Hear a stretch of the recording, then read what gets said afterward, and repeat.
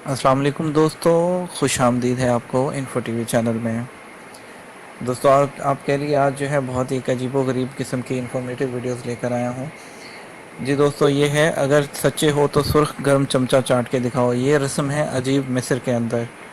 इस रस्म के बारे में जो है आपको मैं डिटेल बताऊंगा, लेकिन उससे पहले आप चैनल को अगर सब्सक्राइब नहीं किया तो चैनल को सब्सक्राइब कर लीजिए और वीडियो को लाइक और शेयर भी कर दीजिएगा। ये वीडियो भी हम आपके साथ शेयर करेंगे कि कैसे जो है वो सुर्ख चमचे को जो है वो जलाकर जो है वो ज़ुबान पर लगाया जाता है। इसकी वीडियो भी देखेंगे आप।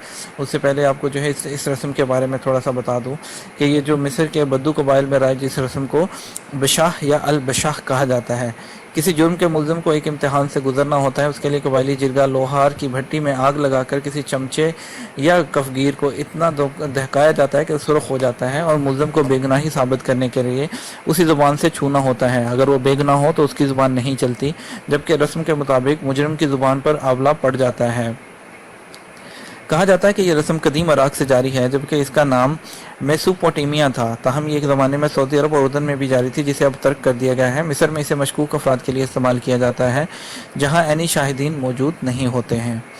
झूठ पकड़ने वाली इस कदीम मशीन के बारे में लोग कहते हैं कि झूठा शख्स मुस्तरब होता है जिसका मुंह खुश्क होता है और खुश्क ज़ुबान गर्म फलाद से जल जाती है, जबकि सच्चे शख्स की गीली ज़ुबान जलने से महफूज रहती है। ताहम इसके हामी ये कहते हैं कि गर्म चमचा आखिरी हरबा है और इसे किसी नतीजे पर ना पहुंचने के बाद ही इख्तियार किया जाता है। ताहम नाकदी ने इस जालिमाना रस्म के बारे में कहा है कि बहुत से लोग गर्म चमचे की आजमाइश से कबल ही डर कर एतराफ़ जुर्म कर लेते हैं और उनके मुताबिक ज़ुबान जलने की सूरत में पूरी उम्र के लिए बकलाहट का मर्ज लाक हो सकता है। तो आप अगर जो है ये वीडियो आपके साथ शेयर कर रहा हूँ, आप इस वीडियो को देखिए और बताइएगा क्या रस्म ये जो है जालिमाना फेल है या नहीं है, और आप इस रस्म के बारे में क्या कहते हैं। आप वीडियो देखिए। انك انتوا ما سالكوش الفلوس، ما تعرفوش اللي سرقها، ما قلتوش حاجه سرقها، ما لكمش شركه سرقتها.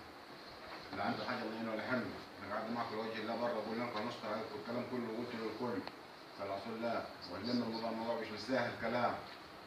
اما اللي هتاكل النار هو مضى اكرر على نفسه. يعني انا كده كده مش غير مسؤول عنه. احنا بنقول كلنا بنغلط ومفيش حد معصوم من الغلط. طلع طاسه تحصلها 3 مرات على طول.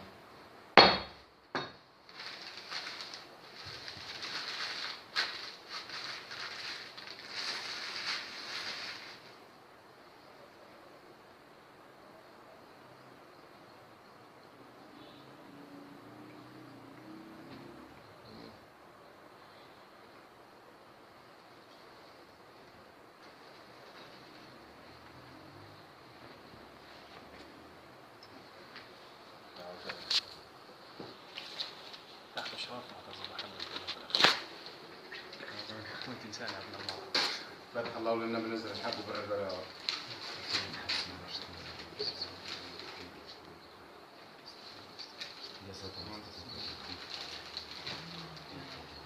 تحس الطفل 3 مرات كده اهو. ماشي؟ بعد اللحس لسانك للمس اسنانك. ما حدش يحط لسانه كده. بعد اللحس تفضل ساكتين لما تتمضمضوا تاني. ماشي؟ شفايفك مناخيرك انت نص طاس لسانك بس. اهم حاجه لسانك ومس اسنانك. بعد اللحس. ايوه، وتفضل ساكت مكانك. ان انت ما سرقتش الفلوس اسمه ايه؟ عرف. ما سرقتش الفلوس اللي بنطلون عرف ب 2000 ونص. ما تعرفش مين سرقها وما وزتش حد سرقه ومالكش شركه في سرقته. صلى على الله. يا ظاهر الحق يا الله.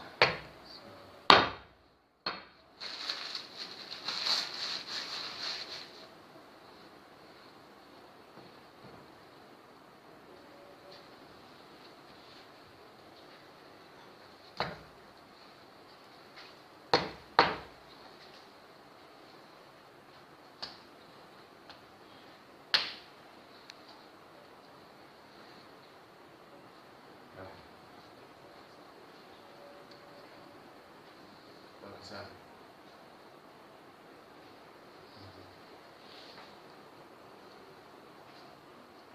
يا رجال على لسانك لو طلع لسان جامد.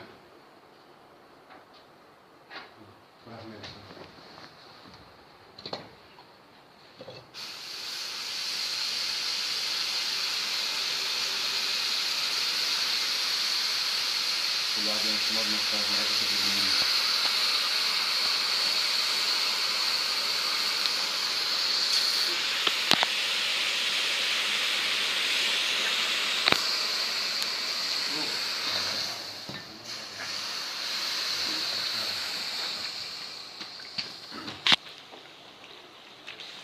عشان اجيب من السنان.